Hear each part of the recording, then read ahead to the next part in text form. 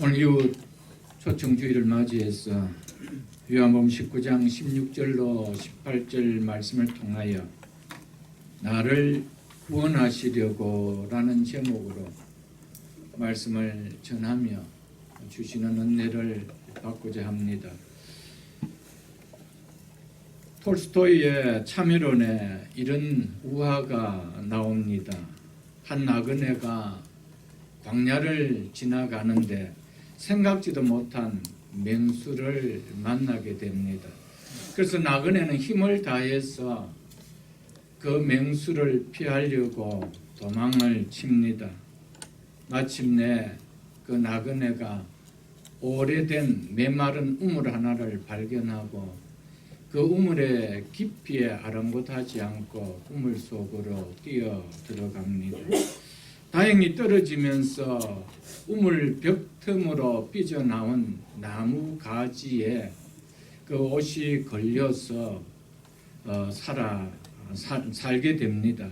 정신을 차리고 나무 가지에 걸터 앉아서 밑을 보니까 밑에는 독사들이 우글대고 있습니다. 그리고 우물 위를 보니까 그 맹수가 여전히 으르렁거리며 자기를 노려보고 있습니다. 진퇴양난이죠. 살 길은 없습니다. 그리고 잠시 시간이 지나고 있는데 무슨 소리가 들려집니다. 근데 보니까 한 마리의 흰쥐가 나와서 자기가 걸터 앉아 있는 그 나무 가지를 갉아먹습니다. 그런데 또 잠시 있으니까 흰쥐는 들어가고 검은 쥐가 다시 나와서 또 그 나무 가지를 갉아먹습니다. 시간의 싸움밖에 아니지, 이제 자기에게 있어서 나무 가지가 끊어지면은 독사의 밥이 된다는 것은 이제 절실하게 느껴지는 시간이었습니다. 이렇게 흰쥐와 검은쥐가 교대로 우물 틈 사이에서 나와서 그 가지를 갉아먹습니다. 이제는 죽었구나 하는 생각을 가지고 있는데, 그러는데 자기 앞에 벌들이 이렇게 꿀을 나무잎에 이렇게 쳐놓은 것을 발견하게 됩니다. 근데 그건 나그네가 아랑곳하지 않고, 자기가 죽는다는 것을 아랑곳하지 않고 그 꿀을 핥아 먹습니다. 그것도 정신없이 핥아 먹습니다. 자기가 잠시 후면 죽는다는 것을 알면서도 그 꿀맛에 취해서 죽는다는 것조차도 잊어버리고 그 꿀을 혀로 핥는데 모든 시간을 보내고 있습니다. 톨스토이는 이 우화를 통하여 인생이 무엇인지를 말해주고 있습니다. 여기서 흰쥐와 검은쥐는 낮과 밤을 나타내지요. 인생을 하루하루 갉아먹는 세월을 흰쥐와 검은쥐로 그렇게 표현을 했습니다. 오늘 하루도 흰쥐와 검은쥐는 교대로 들락거리며 우리의 인생을 갉아먹고 있습니다. 우리는 그만큼 우리의 인생의 시간들은 갉아먹은 만큼 사라져 버렸습니다. 각자에게 주어진 인생이 줄어지고 있는 것이 인생이다. 톨스토이는 그것을 말해주고 있습니다. 인생이란 결코 나에게 주어진 삶이 길어지지 않고 줄어진다는 겁니다. 그럼에도 불구하고 인생은 눈에 보이는 꿀에 취해서 그 죽음을 잊어버리고 정신없이 살아간다는 겁니다. 인생이 무엇인가? 인생은 그렇다는 것이죠. 자기의 시간을 돌아보는 겁니다. 그런데 이 꿀이라는 것은 바로 이 죽음을 맞게 하는, 이 죽음을 잊게 하는 인간의 그 욕망과 쾌락을 이야기합니다. 인간은 뭔가에 취하고 싶어 합니다. 그 취하면은 우리에게 주어지는 흰지와 검은지를 통하여 하루하루 내 시간이 줄어지고 결국은 죽음으로 떨어질 수밖에 없다는 것을 잊게 만드는 것에 몰입하게 하는 것이 바로 꿀이라는 것입니다. 우리 인생에 있어서 꿀은 각자가 다 다릅니다. 뭔가 하나 취하고 싶고 그 취해지고 싶은 것이 있습니다. 그것이 내 인생에 오늘도 하루 흰지와 검은지가 내 인생을 갉아먹는 거 아랑곳하지 않고 거기에서 취하고 있다라는 것입니다. 한 사람도 예외 없이 각자에게 주어진 7, 80년의 낮과 밤의 시간이 지나면 우리 모두는 이 땅에 주어진 인생은 끝이 납니다. 이것은 피하고 싶어도 피할 수 없는, 지우고 싶어도 지울 수 없는 절대적 진리입니다. 꿀의 지혜 곧 닥칠 죽음도 잊고 사는 것이 인생이라고 말하고 있습니다. 그러다가 그 앞에 내 자신도 죽는 날이 가까워졌다는 시간표를 받게 되면은 눈앞에 보이는 죽음까지도 잊게 할 만큼 마음을 취하게 만든 그 꿀들이 이제 더 이상 내게는 실곰이 되지 못하구나라는 것이 느껴진다는 것입니다. 죽음의 시간이 느껴지는 인생의 타임에는 내 마음을 사로잡았던 꿀은 더 이상 내게 달콤하게 느껴지지 않습니다. 우리가 각자가 아직 경험해 본 시간 앞에 서지 못해서 그렇지, 서면은 지금 취하고 있는 꿀맛이 동일하게 그때도 같을까요? 지금 시한부 인생을 살아가는 종합병원에 있는 계시는 분들에게 그때 그렇게 꿀처럼 취하고 싶었던 것이 지금 또 꿀처럼 느껴지냐 여쭈어보십시오. 그렇지 않습니다. 죽음의 시간표가 점점점 다가오면은 내 죽음까지도 잊게 만들었던 낮과 밤의 흰지와 검은지가 내 인생을 갉아먹는 것도 우리는 잊어버리친 채 그것 취하고 싶었던 그것이 지금도 달게 느껴질까요? 사랑하는 성도 여러분, 오늘 이 자리에 나오신 우리 이웃 초청을 받은 분들, 우리 인생이라는 것은 우리의 본질을 깨닫지 못할 때는 절대로 행복해질 수가 없습니다. 행복을 취하는 것과 같이 왔지만은 그 인생의 마지막 종착점 앞에는 내 인생은 결단코 행복하지 않았구나라는 것을 우리 스스로가 토해고 낼 것입니다. 저희 내외는 가끔 요즘 들어서 그런 이야기를 잘 합니다. 우리 얼마나 이렇게 더 살 수 있을까? 이런 이야기를 합니다. 연세가 드신 우리 두 분 집사님께는 죄송한 표현이지만 문득 그런 이야기들 잘 합니다.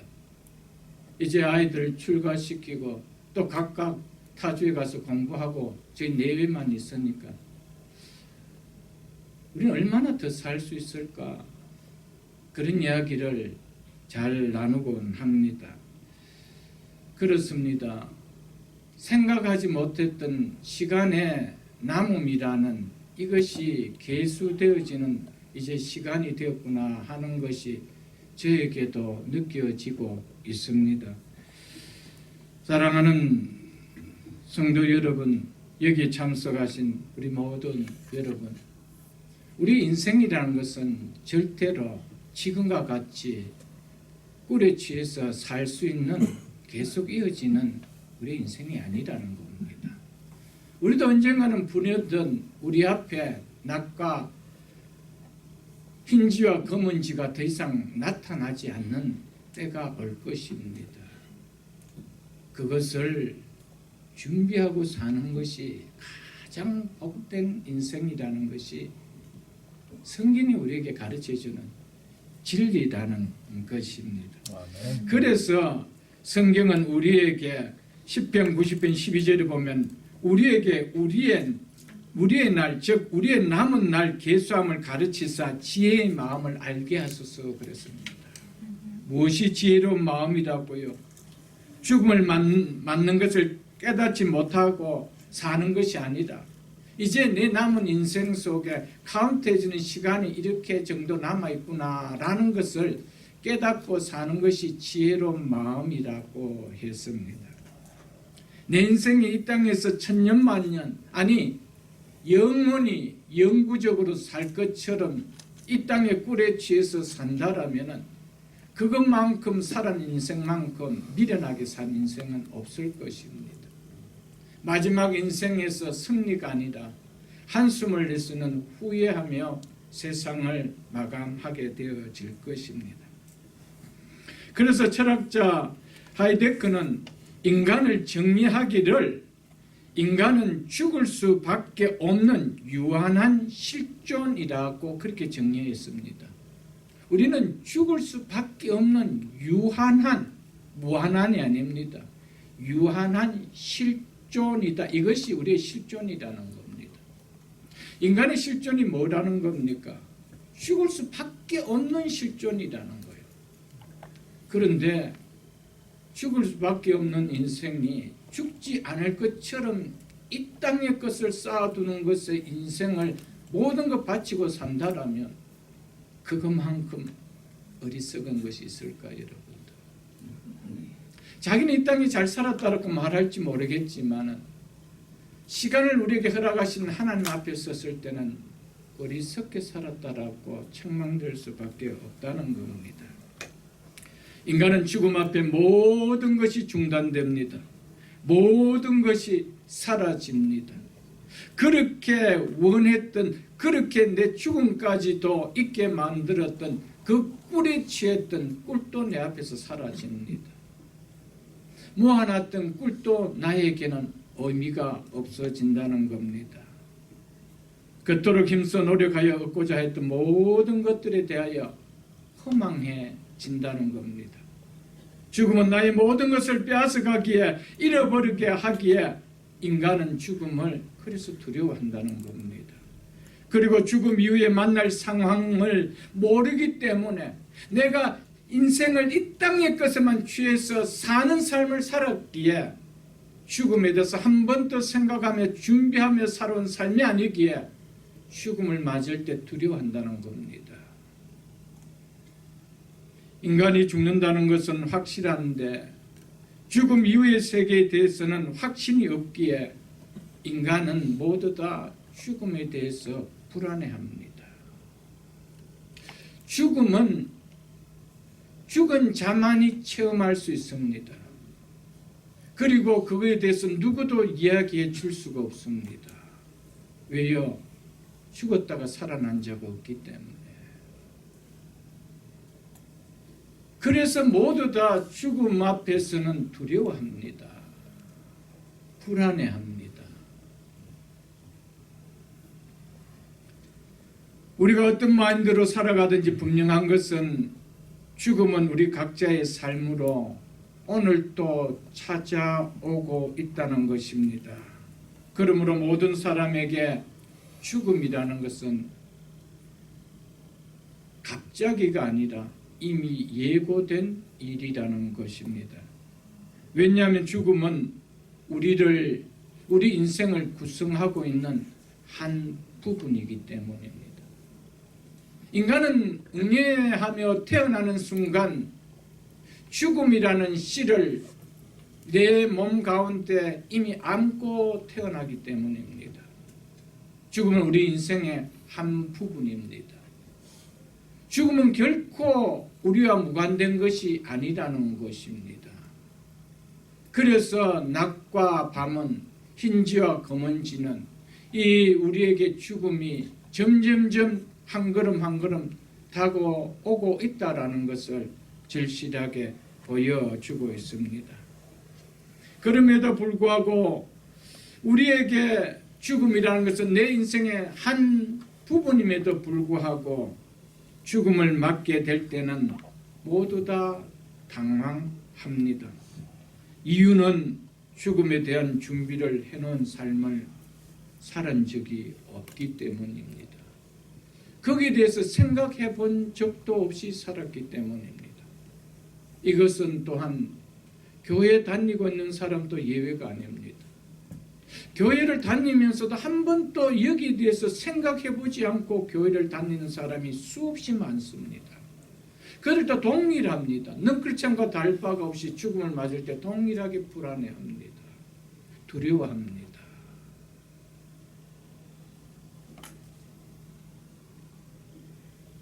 우리가 인생의 목적지를 생각하면서 우리의 삶을 살피면서 산다라면 우리는 현재 인생길에서 행복한 길을 걸어갈 수가 있으며 내 인생을 아름답게 만들어가며 살아갈 수가 있을 것입니다. 그렇지 않다라면 아름답게 싸우는 인생 같고 아름답게 싸우는 삶 같은데 마지막 죽음 앞에 그것은 설상누각처럼 다 무너져 버립니다. 그것이 나에게 어떤 의미도 가져두지 못하는 후회만을 낳게 하는 삶밖에 되지 않는다는 겁니다. 죽음이란 어느 날 우리에게 결코 갑자기 찾아오는 거 아닙니다. 우리가 느끼지 못할 뿐이지 이 죽음은 오늘도 한 발자국 한 발자국 내 곁에 다가오고 있습니다. 우리는 그 소리를 듣지 못하고 있을 뿐이고 아니 들으려고 하고 있지 않을 뿐이기 때문입니다. 왜요? 세상의 꿀에 취해 있기 때문입니다. 지금 이 시간도 흰지와 검은지는 오늘도 내 인생의 나무가지를 갉아먹고 있습니다. 그것을 우리가 애써 듣지 않으려고 하고 있을 뿐이라는 것입니다. 그러나 우리 눈에는 그 죽음은 보이지 않지만 그러나 하루하루 우리에게 점진적으로 우리 곁에 다가오고 있다는 것만큼은 우리는 부인할 수가 없을 것입니다. 그것은 우리의 나이가 그것을 증거해 주고 있습니다. 그러다가 최종적 순간에 우리는 그 죽음을 내 눈과 내 마음과 내 삶과 만나게 되어집니다. 죽음과의 만남은 인생에게 있어서 필연입니다. 내가 싫다고 만나지 않을 수 있는 것이 아닙니다. 내가 원치 않다고 해서 피할 수 있는 것이 죽음이 아니라는 겁니다. 우리 모두는 반드시 이 죽음을 필연적으로 만나게 됩니다. 그런데 이 죽음을 만날 때 만나는 사람의 유형은 다 다르다는 겁니다. 이 죽음을 절대 맞이 않으려고 발버둥 치는 가 있는 사람이 있는가 하면 이 죽음 앞에서 예수 그리스도와 동일하게 사망한 이 쏘는 것이 어딨냐 하면서 사망한 이 이기는 것이 어딨냐 하면서 사망을 책망하며 승리하는 자가 있다는 겁니다. 죽음과 세금은 면치 못하는 옛말처럼 인간은 저마다 자기를 향하여 달려오는 죽음을 우리에게는 피할 수는 없습니다. 내가 아직 젊으니까 여러분 세상에 많은 것을 우리가 보지 않습니까? 태어날 때는 순서가 있지만은 세상을 떠날 때는 순서가 없습니다. 그것은 우리가 너무나 잘 알고 있는 진리일 것입니다. 그러나 확률적으로 봤을 때 보통 이 정도 연세 이후면은 세상을 떠나더라고 하는 그것은 평균을 나타내는 확률이지. 그러나 모든 사람에게 그렇게 적용되는 것은 아니지 않습니까? 어느 날 집에서 소파에 앉아서 쉬고 있는데 아파트가 무너져요. 물건 사고 있는데 백화점이 무너져 버려요. 길을 가고 다리를 걷는데 다리가 내려앉아 버려요. 여러분 그런 것을 우리가 수없이 보고 있지 않습니까, 여러분? 여러분 죽음이라는 것은 방법이 다를 방법이죠. 만나게 되는 것은 다 만나게 된다는 것이 사실입니다. 인간은 죽는다는 현실을 사랑하는 가족이 떠나가는 것을 눈으로 보면서도 자기에게만은 죽음이라는 말이 어울리지 않는 사람처럼 착각 속에 이 땅을 영주자처럼 살아가고 있는 사람들이 너무 많습니다. 내 사랑하는 어머니가, 내 사랑하는 아버지가, 내 사랑하는 형제가 죽어가는 것을 보면서, 아니 장례를 치르고 오면서도 나는 죽지 않을 것처럼 오늘 또 꿀에 취해서 무슨 꿀을 먹을까 생각하고 사는 것이 인간이라는 거예요. 인간이 그 정도로 미련하다는 겁니다. 아니 어쩌면 필연적으로 찾아오는 죽음을 애써 외면해 보려고 세상에 꿀에 취해 보려고 하고 있을지도 모를 것입니다.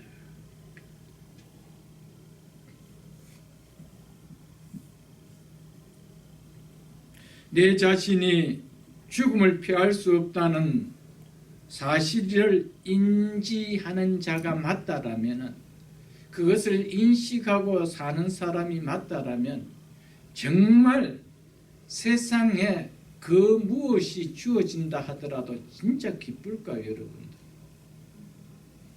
내 인생이라는 것이 잠깐 살다가 이 땅을 떠나는 인생이라면 내가 이 땅에서 어떤 일을 한다 하더라도 그게 진짜 기쁠까요, 여러분? 기쁨으로 와닿을까요, 여러분? 그래서 그 자리를 떠나서 죽음을 맞는 시간쯤 되었을 때 과거의 그 시간을 돌아보면서 정말 기뻤다라고 회상될 수 있을까요? 없습니다, 여러분. 그렇기 때문에 우리의 인생의 목적지가 무엇인지 아는 인생은 그 삶 자체를 정말 이런 가운데서도 행복하게 만듭니다. 결코 마지막 날의 후회의 인생을 이 땅에서 주어진 시간 속에 만들어가지 않는다는 겁니다. 왜 많은 사람들이 죽음 앞에서 두려워하고 후회하는 삶을 살까요? 한 번도 내 인생에 이 시간을 만날 거라고 생각해보지 않고 살았기 때문이었습니다. 거기에 대해서 한 번도 준비하며 살아본 시간이 아니었습니다. 오직 눈에 보이는 그 꿀을 더 취하고 싶었어. 그 달콤한 꿀을 내가 더 갖고 싶었어. 거기에 온 시간을 투자했기 때문에, 온 인생을 쏟았기 때문에, 여러분 그 인생 속의 마지막 결론에서는 나는 정말 행복한 인생이었다라고 말할 수는 없을 것입니다. 그래서 인생은 철저하게 죽음을 잊고 싶어서, 죽음과 거리를 두는 삶을 살고 싶어서 이 세상은 그런 문화를 만들어 가고 있습니다. 주어진 인생에서 즐기자는 거예요. 노세 젊어서 노세. 이것처럼 우리가 잊고 살자라는 겁니다. 세상 문화를 보십시오. 그 모든 문화는 우리의 실존을 잃게 만드는 문화들입니다.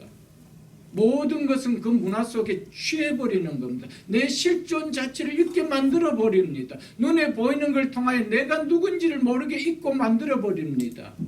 신기리 속에 살게 만들어버립니다. 거기 취해버리게 만들게 하죠, 여러분들. 그런 인생 속에 인생의 참 의미를 한번 깨닫고 살아갈 수 있을까요? 세상의 것에 취해서 내 한평생 살아가는데 내 인생을 뭔가 참 의미 있게 만들며 살아가는 시간이 있을까요?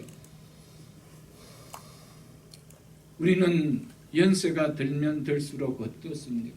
조금 더 죽음이라는 시간들을 잊기 위하여 더 일들에 몰두해 나갑니다. 그것이 나쁘다는 말이 아니죠. 그러나 그 일들이 죽음을 맞이하는 삶 속에 내 유익한 인생을 세우기 위한 거라면 얼마나 좋을까요? 그러나 그것이 나에게 실존을 잃게 만드는 것이 된다라면 우리는 끝까지 꿀에 취해서 사는 인생밖에 되지 않는다는 겁니다. 우리 성경 한 곳을 한번 펴보도록 하겠습니다. 야고보서 4장을 보겠습니다. 야고보서 4장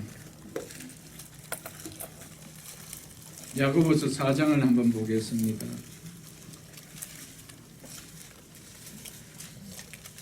성경 375쪽입니다. 375쪽.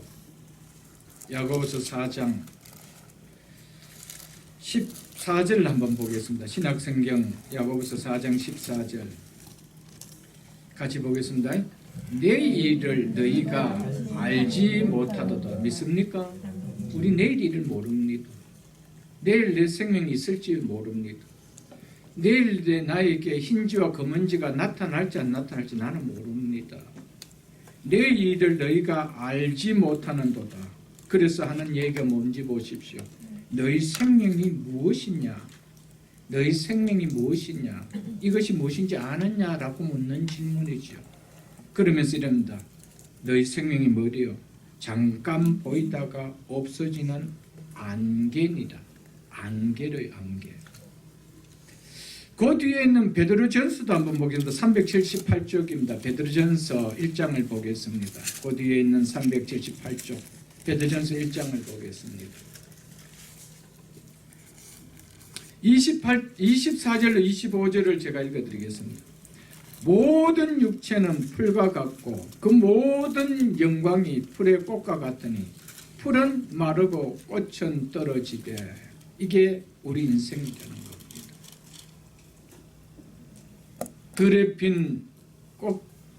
들에 핀 풀에 꽃만 떨어지는 것이 아니고 우리 인생도 이렇게 떨어진다는 겁니다. 이것이 우리 인생이래요.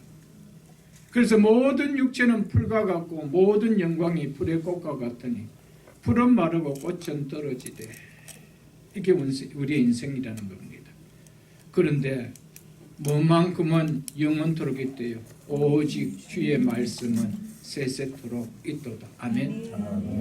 여러분, 하나님의 말씀은 살아있기 때문에 그 말씀은 세세토록 있다라는 것은 그 말씀을 받는 자들도 동일하게 세세토록 영원토록 있다는 거예요.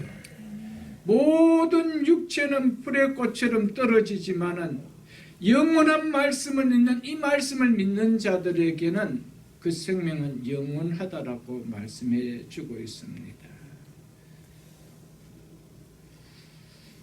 육신의 죽음이 무섭고 두려운 것은요, 죽음이 인생이 끝이라면 정말 무서울까요, 여러분들? 여러분, 죽어서 모든 것이 nothing이 되어버린다라면, 소멸되어 버린다라면, 흙으로 돌아가서 없어져 버린다라면, 나라는 존재가 없어져 버리고 내가 살아온 삶도 모든 것도 잊어버리고 그리고 내가 이 땅에서 뭘 했는지도 나는 잊어버리고 존재 자체가 없어져 버린다라고 생각한다라면 정말 두려울까요? 두렵지 않죠. 그런데 인간에게는 죽지 않는다라는 영혼을 사모하는 마음을 하나님께서 창조할 때 심어두었기 때문에 인간이 그래서 다 죽으면 믿지 않는 사람들도 좋은 곳에 네스에 가라고 그렇게 빌고 있잖아요, 여러분들. 왜 그럴까요? 이것은 동서 복음을 막론하고 이것을 문명이 발달한 나라나 발달하지 않는 나라의 백성이 다 똑같습니다. 왜? 하나님 그렇게 창조해 놓았기 때문에. 그래서 인간이 죽으면 내가 어디로 갈까? 나는 어떻게 될까? 끝이 아니라는 말이죠. 이걸 다 갖고 있습니다. 그래서 죽음 앞에 불안해하는 거예요. 끝이면 왜 불안한 거예요? 가족과 헤어지는 것으로 아쉬움으로 작별이지. 죽음 이후에 대한 생각이 나에게 있어서 두려울까요, 여러분? 근데 인간은 다 두렵습니다. 그래서 내가 살아온 삶을 회상해 보는 거예요. 이것도 잘못했고 이것도 잘못 살았고 이것도 잘못했고 그때 이 친구에게 이걸 내가 잘못했고 이게 이 친구의 잘못했고 왜 그런 생각이 들을까요? 죽음이 끝이 아니다고 느껴지기 때문인가요? 그래서 신약성경 히브리서 9장 27절에 한번 볼 수 있으면 362쪽입니다. 좀 찾아줄 수 있으면 한번 찾아봐 주십시오. 히브리서 9장 7절입니다. 신약성경 362쪽에 이렇게 말씀하고 있습니다. 신약성경 362쪽 히브리서 9장 27절. 한 번 죽는 것은, 사람이 한 번 죽는 거라는 것은 무엇이라고 이야기하고 있습니까? 사람에게 정해진 것이요. 이것은요, 모든 사람들이 다 이것에 대해서는 다 공감합니다. 한 번 죽는 것은 사람에게 필연이구나, 정해진 이구나, 이것을 다 받아들이죠. 그런데 그 후에는, 그 죽음 후에는 심판이 있으리라. 심판이 있으리라. 여기에 대한 생각이 다르다는 겁니다. 진짜 심판이 있다는 것을 안다라면 인생은 아무렇게나 살아갈 수가 없어요. 죽음 앞에서 인생관이 왜 두려워할까요? 아까도 말씀드렸지만 결국 죽음으로서 육체의 죽음이 끝이 아니다라는 것을 은연중에 느끼기 때문에 그래요. 그런데 그것을 사는 동안 한 번 의식해보면 어떨까요? 근데 사는 동안 한 번도 의식이 없습니다. 언제 의식이냐? 죽는 타임이 오면 믿는 자든 믿지 않는 자든 의식이 오기 시작합니다. 그래서 살아왔던 시간들을 후회하고 두려워하고 그런 잘못들을 누군가 불러서 조금 뉘우침을 받게 하고 좀 기도라도 한번 해주세요. 그러지 않나요, 여러분들? 그 후에는 하나님의 심판이 있다. 이것이 무서운 거예요. 죽음이 무서운 이유가 이것 때문에 무섭다는 거예요.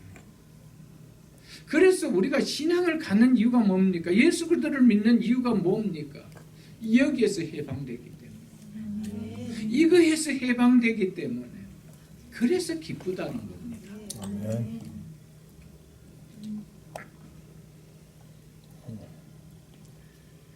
하나님의 공의의 하나님 앞에 심판을 받는 자리 앞에서 내가 죄인이 아니다라고 비켜갈 인생이 있을까요? 한 명도 없습니다. 그래서 성경은 의인은 없나니 한 사람도 없다라고 우리에게 말했습니다. 한 사람도 없습니다. 있을 수가 없습니다. 모든 사람은 하나님 앞에 죄인으로서 심판을 받게 될 수밖에 없습니다. 공의의 하나님은 반드시 그 죄의 형벌을 우리에게 내리신다는 겁니다. 그 말이 그 후에는 심판이 있다라는 이 말입니다.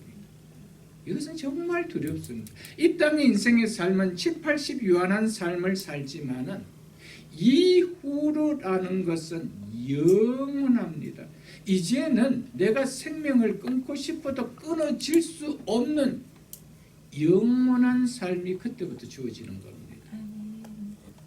여러분, 이 삶을 준비 안 하고 이 땅에 유한한 7, 80의 인생에 그 꿀에 취해 산다는 것이 얼마나 어리석게 사는 것인지 우리는 알아야 되죠, 여러분.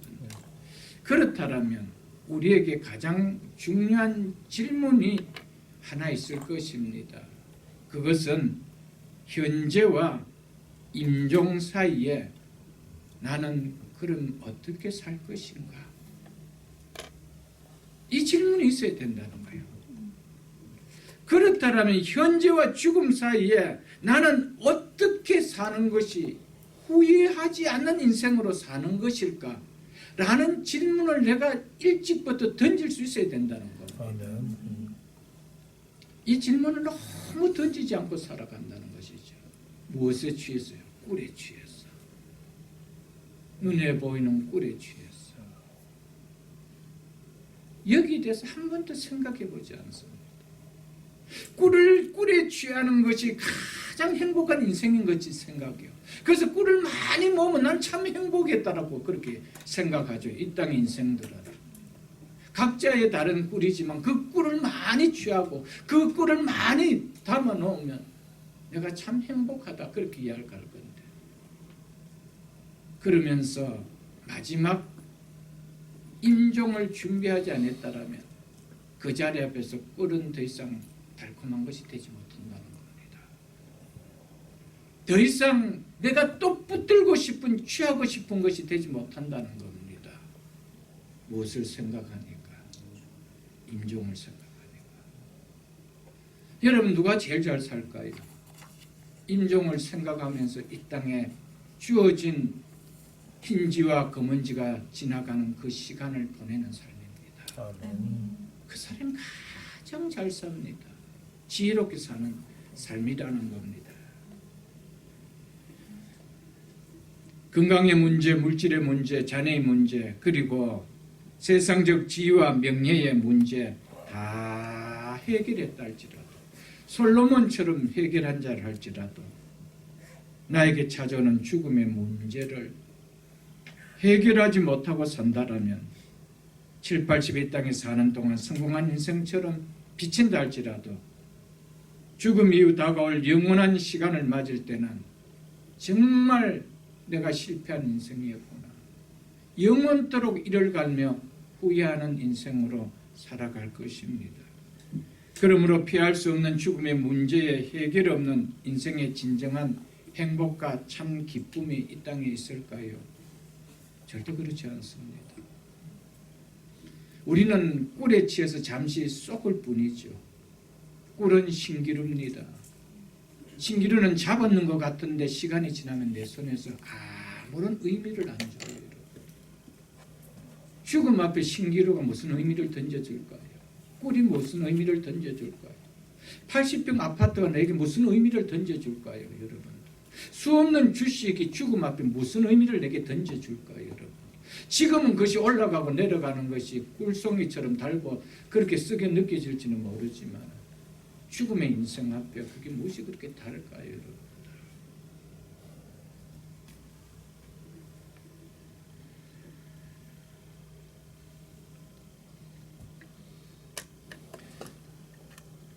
그래서 10편, 90편, 12절에 보면 120년을 살았던 모세가 이렇게 고백했습니다. 우리에게 우리의 남은 날 계수함을 가르치사 지혜의 마음을 얻게 하소서. 이런 기도를 드렸습니다. 우리의 남은 날을 계수하는, 내에게 남은 시간이 얼마 이제 남았구나, 어느 정도의 시간밖에 없구나, 이것을 계수하는 지혜의 마음을 가르쳐 달라고, 그걸 얻게 해달라고 기도했습니다. 우리에게 그 기도가 있어야 되죠. 그럴 때 내가 이 잡을 가지고 있고 이 돈을 모으고 있고 내가 인생을 살아가고 있고 자녀들을 키우고 인생을 살아가고 있는 의미가 와닿죠, 여러분. 여러분, 저희 내가 그런 이야기를 했다고 제가 말씀드렸죠. 정말 우리는 이제 얼마 더 살 수 있을까? 그런 생각을 조금이라도 했기 때문에 조금이라도 의미를 갖고자 하는 것이었습니다. 서로에게도 의미를 갖는 삶을 사는 거고요. 또 우리 각자에게 주의 나라와 주의 의를 위해 이 땅에 살아갈 동안 의미를 두고 사는 것이고요. 또 자녀들을 위해서도 의미를 두고 사고 가는 삶이 되어진다는 것이죠. 천년만년 살 것 같은데 생각지도 못한 시간에 덜크덩 우리의 죽음의 시간표가 내 앞에 덜크덩 걸린다면 이제 그때부터 어떻게 살아보려고 한다는 것은 너무 투레이드 아닐까요, 여러분들? 예수를 믿으면서도 한 번도 나의 남은 날의 계수함을 가르쳐 달라라는 지혜의 마음을 얻는 신앙이 아니라면 우리는 예수의 이름으로 이 땅에 꿀을 취하려고 종교를 갖는 것밖에 아니에요. 그런 예수가 무슨 의미가 있나요? 예수님은 그렇게 하시려고 이 땅에 오신 거 아니었다는 사실입니다. 성경 한 곳을 더 살펴보겠습니다. 디모데전서 1장 15절입니다. 신약성경 338쪽입니다. 신약성경 338쪽입니다. 디모데전서 1장 15절 같이 보겠습니다. 미쁘다. 미쁘다라는 이 말은 믿을 만하다, 즉 틀림이 없다 이 말입니다. 틀림이 없다, 믿을 만하다 이 말이다. 이 말입니다. 무엇이요? 모든 사람이 받을 만한 이 말이요. 무엇이 그렇다는 겁니까? 그래도 예수께서 무엇을 하시려고요? 죄인을 구원하시려고 세상에 임하셨다 하였도다. 아멘. 예수님이 이 땅에 왜 임하셨대요, 여러분들? 죄인을 구원하시기 위하여. 우리에게 이 땅에 꿀단지 주시려고 오신 거 아니었다라고 이야기하고 있습니다. 예수님이 오신 목적은 우리에게 죄인을 구원하기 위하여 오셨다라고 말씀하고 있다는 겁니다. 성경은 예수님께서 이 세상에 오신 목적은 바로 이것이다라고 하고 있습니다. 그런데 우리가 예수를 믿으면서 여기에 대한 확신과 여기에 대한 기쁨이 없다라면은 우리는 여전히 무엇에 취해서 삽니까? 꿀단지에 취해서 삽니다. 꿀단지가 있어야 되는데 꿀단지가 비어가고 있다는 것이죠. 예수 믿는 목적도 뭡니까? 꿀단지 꿀이 좀 채워지기 위해서죠. 꿀이 안 되는 사업이 좀 잘 되기를 원하고 뭐 그런 내용이죠. 그러나 성경은 클리어하게 이야기합니다.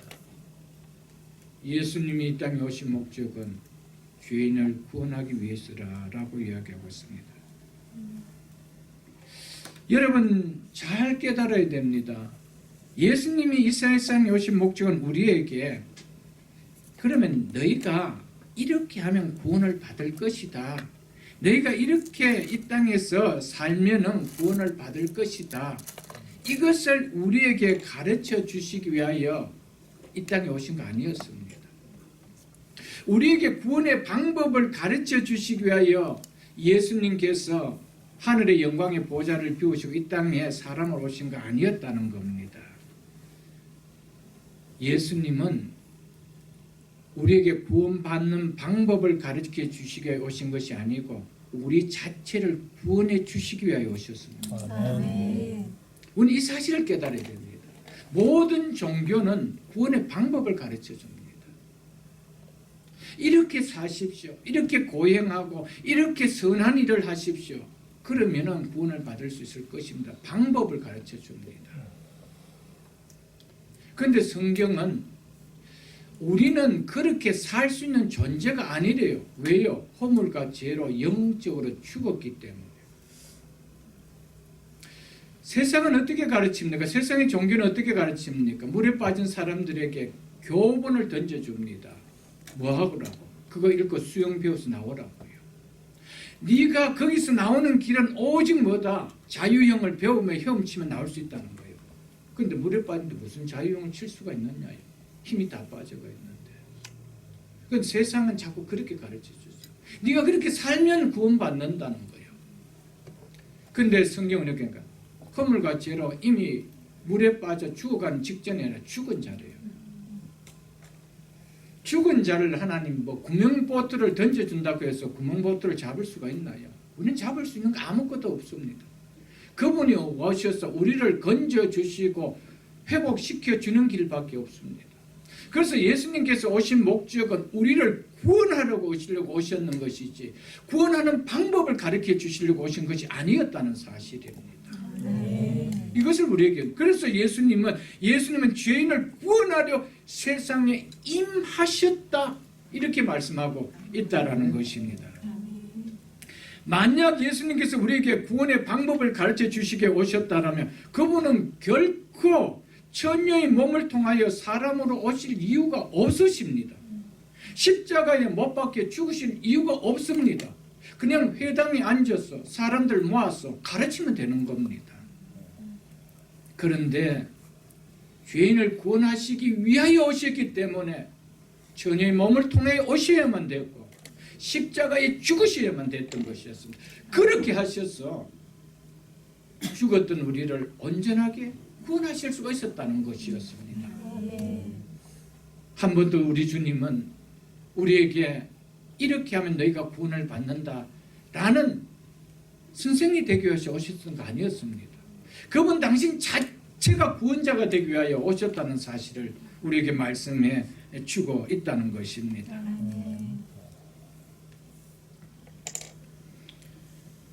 예수님께서 천의 몸을 통하여 인간으로 오시고 십자가에 죽으시고 그리고 부활하실 이유가 없었던 그분이 부활하신 이유는 단 하나입니다. 죄인인 인간의 가장 큰 문제인 죄로 말미암아 찾아온 죽음의 문제를 친히 해결해 주시기 위해서입니다. 이분만이 우리의 죽음의 문제를, 우리의 인생의 종착점인 이 죽음의 문제를 해결해 줄 수 있는 분입니다. 그래서 그분은 이 땅에 오셔서 친히 우리의 죽음의 문제를 다 해결해 주셨습니다. 그것을 당신 자신이 친히 보여주셨습니다. 그래서 그분이 십자가에 죽으시고 죽음의 문제를 내가 친히 다 해결했다는 증거로 죽음에 갇히지 않으시고 죽음을 뚫고 부활하셨습니다. 믿으십니까 여러분? 그래서 나를 믿는 자는 죽어도 살겠고 무릇 살아서 나를 믿는 자는 영원히 죽지 아니하리라. 이것을 네가 믿느냐라고 했습니다. 왜요? 나는 부활이요 나는 생명이니 라고 했습니다. 그렇기에 그분은 이 땅에 오셔서 우리의 죄를 다 사해 주시고 더 이상 죽음의 문제에 갇힐 수 없도록 그분이 친히 증거를 드러내셨습니다. 그래서 우리 또한 예수님과 동일하게 영광의 부활의 몸을 잊게 된다라는 것입니다. 오늘 읽은 본문의 말씀은 우리가 잘 아는 내용입니다. 예수님이 십자가를 지시고 골고다 언덕에서 죽으셨다라는 내용입니다. 그런데 오늘 본문 17절에 이렇게 말씀하고 있죠.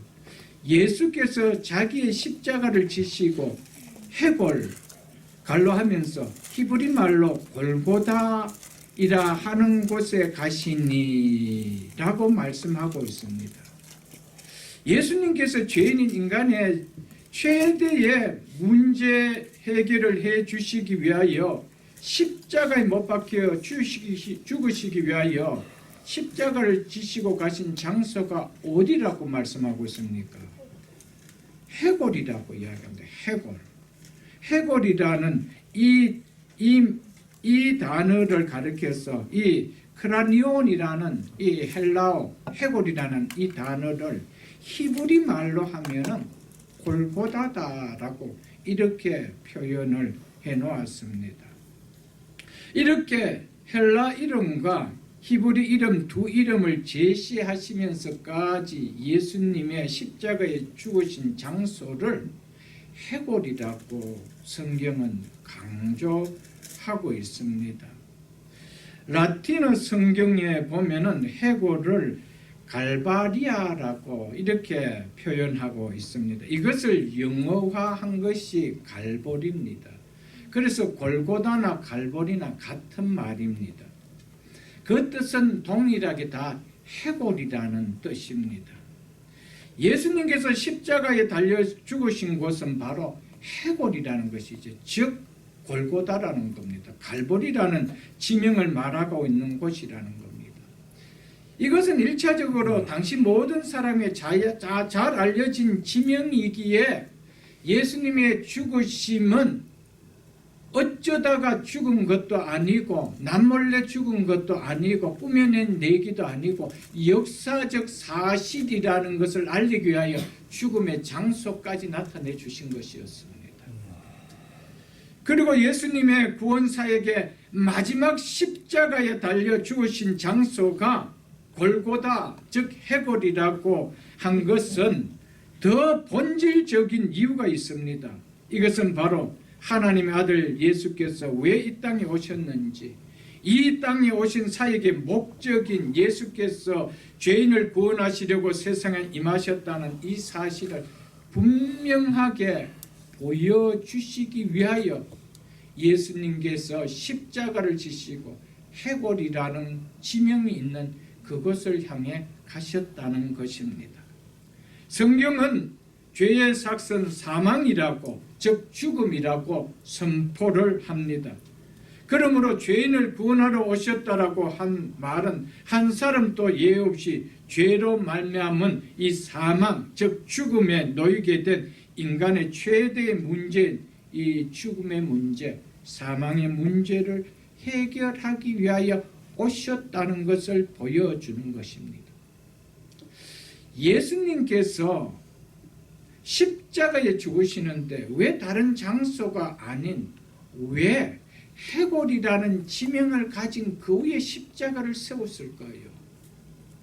왜 인생들의 가장 두려워하는 그 피하고 싶어하는 그 죽음이라는 해골이라는 그 지명 위에 십자가를 세웠을까요?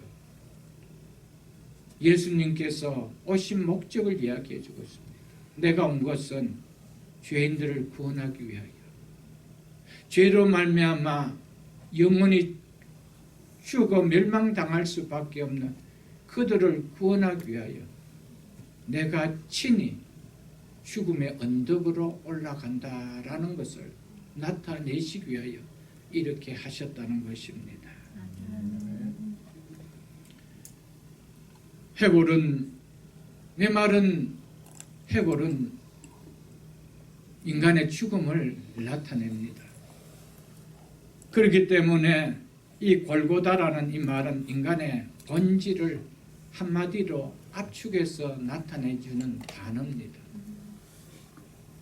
인간은 죽을 수밖에 없는 마른 뼈와 같은 해골과 같은 존재가 인간의 실존이라는 것이죠. 인간의 본질이라는 겁니다. 이 본질 위에 생명 되시는 예수님의 생명이 십자가를 통해 그 위에 세우셨다는 겁니다. 이것이 예수님이 오신 목적이라는 것을 우리에게 말해주죠. 예수님께서는 이 땅에 오셔서 우리에게 이렇게 하면 너희가 구원을 받을 것을 이거를 가르쳐 주는 것이 아니고 신이 해골이 된 죽음을 맞이한 그들 위해 생명을 꽂아줘 주시려 오셨다는 사실입니다. 구원을 이루어 놓기 위하여 오셨다는 사실입니다, 여러분들. 이것이 기독교의 진리입니다. 죽음은 한 사람도 예외 없이 모든 사람들이 끝내에 도달할 수밖에 없는 종착점이 바로 죽음이요 골고다입니다. 죄인인 인간이 가야 할 종착지는, 마지막 종착점은 자신을 기다리고 있는 골고다라는 것이죠. 우리 한 사람도 예외 없이 모든 사람은 우리가 가는 종착점은 바로 그것입니다. 이 땅에 잘 살았든 못 살았든 많이 배웠든 못 배웠든 건강했든 건강하지 못했든 마지막 가는 장소는 다 골고다입니다. 그래서 그 죽음이란 무덤 속에 다 묻히는 거 아닐까요, 여러분? 이것은 진리입니다. 골고다는 한 사람도 예외 없이 이 땅의 모든 사람의 종착지라는 것을 알리는 것이 성경에 가라는 진리입니다. 이것을 아니라고 할 사람은 아무도 없을 것입니다. 성경에서 말하는 죽음은 결코 존재가 소멸되고 없어져 버리는 것이 아니라고 제가 말씀을 드렸습니다. 죽음 이후에 주어지는 심판, 그 영원히 주어지는 심판, 그것을 성경에서는 죽음이라고 이야기합니다. 죄의 삭은 죽음이라고 할 때 우리가 죽어서 소멸되는 것, 이것을 이야기하는 것이 아니고 죽음 뒤에 있을 영원한 심판, 하나님의 심판, 이것을 이야기하고 있습니다. 여기에서 우리를 건져 주시려고, 여기에서 우리에게 영원한 생명을 주시려고 예수님은 이 땅에 오셨다라는 것을 말씀해 주고 있습니다.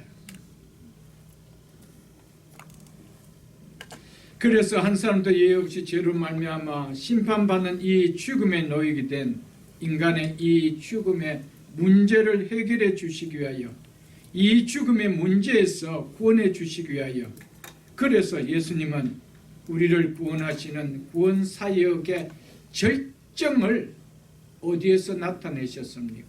골고다에서 나타내셨다. 해골이라는 언덕 위에서 나타내셨다는 겁니다. 예수님의 구원 사역의 절정인 십자가가 죽음 위에, 인간의 죽음 위에 십자가가 세워지는 사역을, 구원의 절정의 사역을 하셨다는 것은 예수님께서 왜 이 땅에 사람으로 오셨는지를 선명하게 나타내 주고 있는 것입니다. 예수님의 십자가의 죽으심의 의미가 우리에게 가져다 주는 것이 무엇인지를 한마디 한 그림으로 우리에게 보여주고 있는 것입니다. 성경 한 곳을 보겠습니다.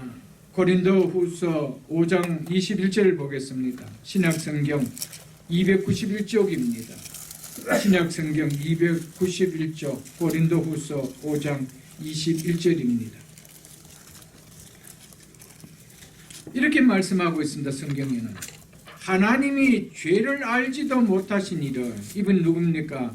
하나님께서 사랑하시는 독생자 예수를 말하죠. 그를, 누구를 대신하여? 우리를 대신하여 죄로 삼으신 것은, 즉 우리가 죄로 말미암아 받아야 할 죄의 형벌을 대신 받은 자로 삼으신 것은 이 말이죠. 왜 그렇게 하셨다? 이유가 뭐래요? 우리로 하여금 그 안에서 하나님의 의가, 즉 죄 용서를 받는 자가 되게 하려 하심이라. 아멘. 아멘. 하나님의 의가 된다는 것은 우리의 죄를 용서해 주셨다는 것을 말합니다. 그래서 우리를 가리켜서 의롭다 해 주신다는 것이죠. 그래서 하나님께서 왜 사랑하는 독생자 예수를 우리를 대신하여 우리가 받아야 할 죄의 형벌을 대신 받게 하셨다는 겁니까? 우리의 죄를 용서해 주시기 위하여. 죄가 용서가 된다는 말은 무슨 말입니까? 죄의 삭신, 사망, 죽음의 문제를 해결해 주시기 위한 것을 말씀해 주고 있다라는 것입니다. 이처럼 예수님께서는 십자가에 죽으신 것은 죄인인 우리의 죄를 대신 안으시고 우리가 받아야 할 죄의 형벌을 대신 받으신 것입니다. 왜냐하면 우리에게 더 이상 하나님으로부터 죄의 형벌이 가해질 수 없도록 우리의 모든 죄를 깨끗하게 용서해 주시기 위하여 여러분과 저의 죄를 안고, 우리의 죄를 안고 그분이 십자가에서 우리가 받아야 될 죄의 형벌을 다 안아주셨던 것이었습니다. 그 말이 바로 하나님이 예수를 우리를 대신하여 죄로 삼으신 것은 우리를 하여금 그 안에서 하나님의 의가 되게 하려 하심이라는 의미가 바로 이 의미였습니다. 구약 레위기 17장에 보면은 17장 11절에 보면은 이런 말씀이 기록되어 있습니다. 육체의 생명은 피에 있습니다. 우리가 살아있는 이 육체를 가리켜서 이 육체의 생명은 피에 있다라고 말했습니다. 그래서 생명이 피에 있으므로 피가 죄를 속하니라 라고 했습니다. 생명이 피에 있기 때문에 피가 죽음의 문제를 해결해 준다라고 구약에서는 이미 말씀을 했습니다. 그래서 구약에서 이스라엘 백성들이 죄를 지으면 반드시 짐승의 피를 흘렸습니다. 왜냐하면 육체의 생명은 피에 있고 그 생명이 피에 있기 때문에 그 생명을 쏟아야만이 한 생명이 살 수 있기 때문이었습니다. 그래서 내 생명을 쏟는 것이 아니고 내 대신에 죄 없는 어린 양의 피를 쏟게 했던 것이었습니다. 이것은 장차 우리의 죄를 대신 안고 당신의 생명을 우리에게 풀어넣어 주기 위하여 십자가에 예수님께서 피 흘리실 것을 나타내시는 예표였습니다. 그래서 예수님은 우리의 죄를 사해 주시는 실체의 그림자가 되신 것이죠. 어디에서요? 십자가에서. 그래서 예수님은 십자가에서 피 흘려 돌아가셨던 것이었습니다. 그래서 예수님께서 십자가에 달려 피 흘리실 때는 한 부분만 피 흘리지 않았습니다. 머리에 가시 멸류관이 꽂히고 손끝에는 대못이 박히고 발끝에는 또 대못이 박혔어. 그리고 허리에는, 등에는 채찍을 맞으시고 허리에는 창이 찔리시고 어디 한 곳에 바꿈한 곳이 없도록 해서 피를 다 쏟으셨습니다. 그 말은 당신의 생명을 우리의 죽음 위에 쏟으신 것을 말씀합니다. 예수님께서 십자가에서 피를 흘리셨다라는 이 말은 당신의 영원한 생명을 바로 골고다 해골 죽음 위에 당신의 생명을 쏟으셨다는 겁니다. 그것을 말해주고 있습니다. 예수님은 우리를 이렇게 살아야, 너희가 이렇게 살아야 구원받는다는 것이 아니고 친히 당신의 생명을 다 쏟아서 구원을 이루어 놓으셨습니다. 이것을 행하시기 위하여 오셨다는 것이죠. 이것이 기독교입니다, 여러분.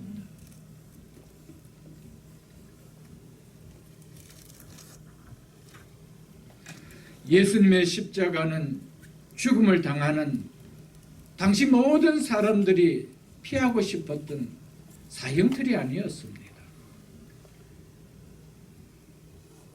죽었던 우리에게 생명을 주는 생명의 관이었습니다.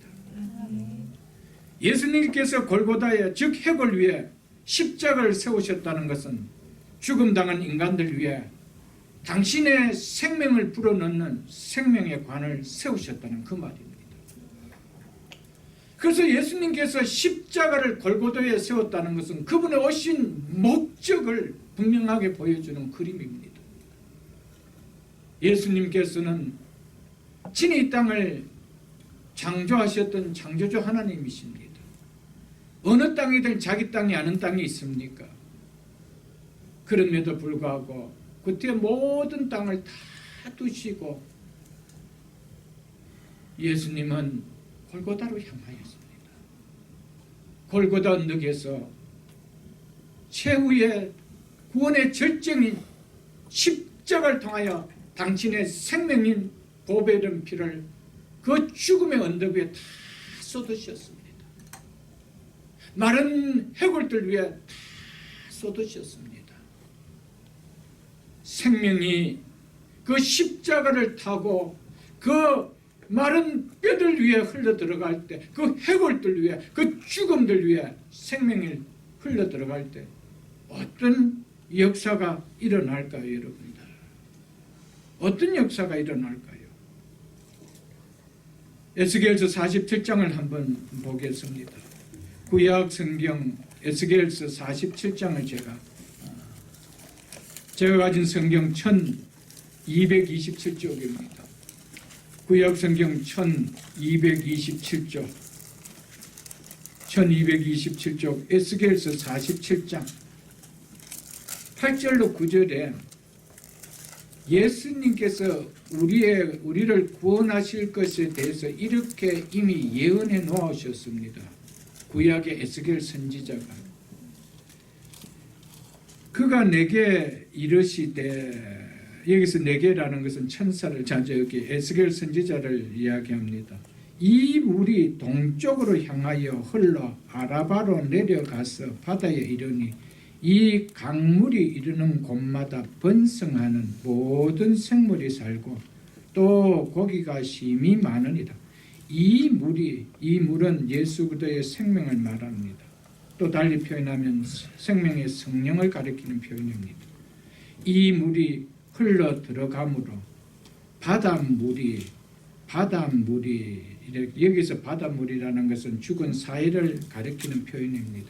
죽은 사해가 살아나고 죽은 바닷물이 솟생함을 얻겠고 이 강이 흐르는 각처에, 즉 이 물이 흘러 들어가는 곳마다 모든 것이 살 것이라. 이렇게 이미 예언해 놓았습니다. 이 물이 예수 그리스도의 생명을 이야기합니다. 생명의 성령을 말합니다. 이 예수 그리스도의 생명이 이 죽음의 언덕에 덮을 때 여러분, 허물과 죄로 죽었던 우리에게 예수 그리스도의 십자가가 꽂힐 때 어떤 일이 일어날까요? 허물과 죄로 죽었던 우리가 소생함을 얻는 거예요. 예수 그리스도의 생명이 우리 속에 들어옴으로 말미암아 우리가 죽는다 할지라도 죽지 않는데요. 무릇 살아서 믿는 자는 영원히 살리라. 이것을 네가 믿느냐라고 말씀하셨습니다. 예수님의 생명은 어떤 생명이요? 부활의 생명이기 때문에, 죽음이 가다놓을 수 없는 생명이기 때문에 그렇게 말씀하셨습니다. 허물과 죄로 죽은 우리에게 죄를 씻어주시고 생명을 주시기 위하여 예수님께서는 골고다 위에 십자가에 달려서 온몸에 당신의 생명의 피를 흘려주셨던 것이었습니다. 십자가에서 흘리신 예수님의 피는 마른 해골과 같은 죽은 우리를 살리기 위하여 쏟으셨던 피요, 흘리셨던 피요, 흘렸던 생명이었습니다. 성경은 이것을 이야기합니다. 왜 영원한 생명을 가지신 그분이 왜 골고다 언덕 위에 당신의 십자가를 세웠는가? 생명의 십자가를 세웠는가? 그 십자가를 통하여 당신의 보혈이 죽음에 그 마른 뼈들에게 스며들기 위하여, 그래서 그 생명이 흘러 들어가는 곳마다 모든 죽었던 것들이 소생함을 얻는다는 거예요. 여러분과 제가 어떻게 영원한 생명을 갖고 살아갈 수가 있었나요? 어떻게 우리에게 당하는 마지막 인생의 종착점이 죽음이 우리를 가두지 못할까요? 예수를 믿는 자에게는 육신의 죽음은 마침이 아니요, 우리는 그 죽음을 통과하여 예수 그리스도 우리에게 생명을 주신 그분과 영원히 사는 그 생명의 나라로 들어갈 뿐입니다. 아멘. 그리스도인에게는 생명은 막힘이 아니에요. 그 생명은 관통해 나가는 거예요. 그렇기 때문에 예수 그리스도를 믿는다는 것은 결코 죽음을 두려워하지 않습니다. 이미 죽음의 문제가 예수 그리스도가 해결해 놓으셨습니다. 그분 당신 자체가 죽음을 뚫고 부활하심을 통하여 우리에게 증거를 나타내 주셨기 때문이죠. 아멘. 예수님께서 이 땅에 오신 목적은 너희들이 이렇게 살면 구원을 받는다라고 하니 내가 이미 다 구원을 이루어 놨다. 그것을 너희가 뭐하기만 하라는 거예요. 믿기만 하라.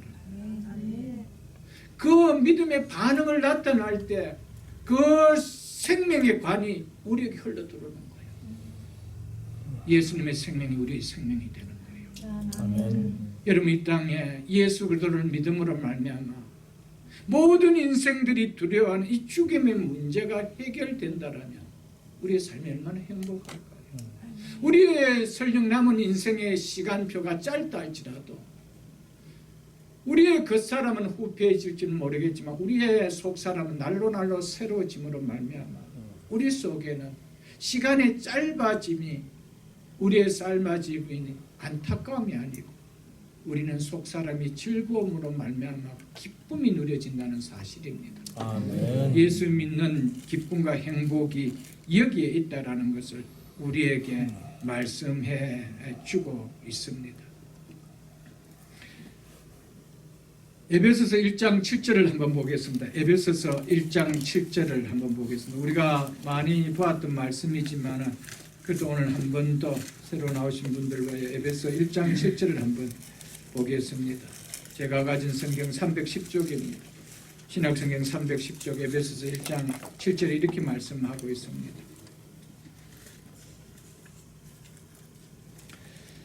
우리는 그리스도 안에서 그의 하나님의 은혜의 풍성함을 따라 누구의 피로 말미암아? 그의 피로. 그가 누구지요? 십자가에서 흘리신 예수의 피로 말미암아 속량 곧 죄 사함을 받았느니라. 우리는 무엇을 통하여 죄 사함을 받았다라고요? 예수 그리스도의 피로 말미암아. 예수님께서 왜 십자가에서 피를 흘리시면서 죽었을까요? 왜 머리부터 발끝까지 피를 흘리면서 죽으셨을까요? 그 피로 말미암아 우리의 죄를 사해 주시기 위하여, 우리의 죄가 사해 주셔야 죄의 삭인 사망의 문제가 해결되어지기 때문이죠. 그래서 예수 그리스도의 피로 말미암아 죄 용서를 받은 그리스도인들은 죽음의 문제가 해결되어진 거예요. 우리에게는 심판이 더 이상 있을 수가 없는 거예요. 우리의 육신의 죽음은 영원한 나라로 들어가는 관통하는 문일밖에 아니라는 사실입니다. 그리고 때가 되어 예수 그리스도가 오실 때 우리의 죽었던 몸도 예수 그리스도의 몸과 똑같은 몸으로 부활한다는 겁니다. 왜요? 그분과 동일한 몸을 우리가 갖고 그분과 동일한 생명을 우리가 갖기 때문에 그 생명을 주시려고 예수님께서 오셨다라고 말씀하셨습니다.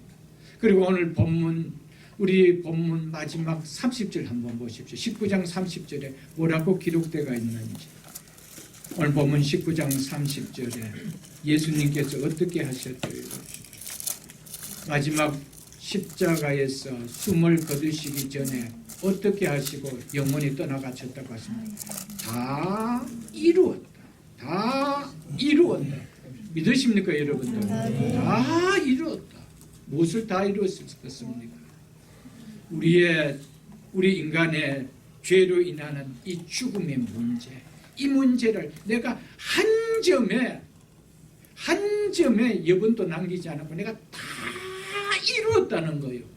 그렇기 때문에 다 이루려고 오신 그분이시지 우리를 통하여 내가 이렇게 살아야 구원을 받는다고 이거 가르치려고 예수님 오신 거 아니었다는 사실입니다. 그렇기 때문에 예수를 믿는다는 것은 뭡니까? 우리의 죄로 말미암아 죽음의 문제를 다 이루어 놓으신 이 예수를 믿게 하기 위하여 예수님이 이 땅에 오셨던 거예요. 이 죽음의 문제를 해결해 주시기 위하여 예수님은 이 땅에 오셨던 것이었습니다. 우리는 이 예수를 믿는 거예요. 여러분 이 예수를 믿음으로 말미암아 인생의 가장 두려움의 문제, 불안의 문제, 우리가 무엇을 갖는다 하더라도 행복이 사라질 것 같다. 마지막 종착점 앞에서 내가 살았던 인생의 의미를 아무것도 갖지 못하게 하는 이 죽음의 문제를, 아니 죽은 이후에 더 큰 형벌의 심판을 당하는 그 문제를 해결해 주시지 않고 우리 인생에 참 기쁨이 있을 수 있을 거예요. 그래서 예수님께서는 이 땅에 오셔서 첫 번째 하신 사역이 기쁨이 가득해야 될 잔치집에 그 기쁨의 상징인 포도주가 다 떨어졌다고 했습니다.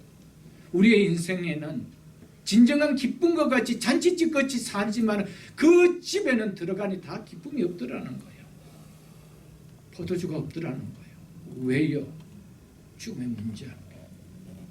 그래서 예수님께서는 그 기쁨의 문제를 회복하기 위하여 물로 포도주로 기쁨이 떨어졌던 그 가정에 예수 그리스도께서 찾아오심으로 말미암아 기쁨을 회복해 주신 사실을 우리가 보지 않아요, 여러분. 예수 그리스도를 모시는 가정만이 참 행복합니다. 예수 그리스도를 믿는 인생만이 진정 행복한 인생이요. 예수 그리스도를 내 자녀에게 물려준 때 그 자녀들만이 진정한 함께 행복을 누릴 수 있는 가족이요 자녀가 된다는 사실입니다. 마지막 18절을 보고 말씀을 맺겠습니다. 본문 18절. 그들이 거기서 예수를 십자가에 못 박을새 다른 두 사람도 그와 함께 좌우편에 못 박으니 예수는 가운데 있더라. 즉 예수님께서 십자가에 못 박히실 때 왜 예수님 혼자 박히지 않았을까요? 왜 세 명이 박혔을까요? 왜 그날 하필 세 명이 십자가에 못 박혔을까요? 두 사람이 박힐 수도 있었을 텐데. 놀랍지 않아요, 여러분들? 물론 한 것을 보면은 로마 군병들이 그렇게 했지만은 결과적으로 이것도 하나님의 섭리였다는 겁니다. 여러분, 가운데 십자가의 가운데 십자가를 세웠다는 것은요, 가장 모든 사람들이 가장 그 사람을 주목하게 만들기 위함이었습니다. 이 사람이 가장 흉측한 죄인이다. 이것에 시선이 가도록 하기 위해서 아웃사이드가 아닌 가장 가운데 세워놨습니다. 가장 많은 수치를 드러내게 하기 위해서입니다. 그렇게 했는데, 군인들은 그렇게 했는데, 유대인들은 그렇게 했는데, 그것을 예수님은 역설적으로 표현합니다. 한편 강도는 어떤 강도였습니까? 똑같은 죄인인 강도였는데 한편은 구원받았다고 했습니다. 한편은 구원받지 못한 강도였다고 했습니다. 구원받은 자와 구원받지 못한 자가 무엇을 통하여 나누어진다는 것을 보였습니다. 예수 그리스도의 십자가를 통하여 선명하게 나누어진다는 것을 보여준다는 것입니다. 예수님께서 가장 수치스러운 죽음을 당하신 것 같이 보였지만은 예수님의 죽음은 수치의 죽음이 아니다. 우리를 구원하는 승리의 죽음이기 때문에 그분의 죽음 앞에서, 그분의 십자가의 죽음 앞에서 승리를 외쳤습니다. 내가 다 이루었다라고. 어떻게 그렇게 할 수 있습니까? 어떻게 그렇게 할 수 있습니까? 당신의 죽음은 수치의 죽음이 아니고 승리의 죽음, 죽음을 이기는 승리의 죽음, 죽음의 문제를 해결하는 승리의 죽음이었다라고. 이것을 외쳤던 죽음이었습니다. 생명과 죽음, 예수 그리스도의 십자가를 믿느냐 믿지 않느냐, 이것으로 판가름 난다는 겁니다. 천국과 지옥, 예수 그리스도의 십자가, 골고다 언덕 위에 선 예수 그리스도의 십자가의 그 의미를 내가 받아들이냐 받아들이지 않느냐, 이것으로 판가름 난다는 것을 보여주고 있다는 것입니다. 말씀을 맺겠습니다.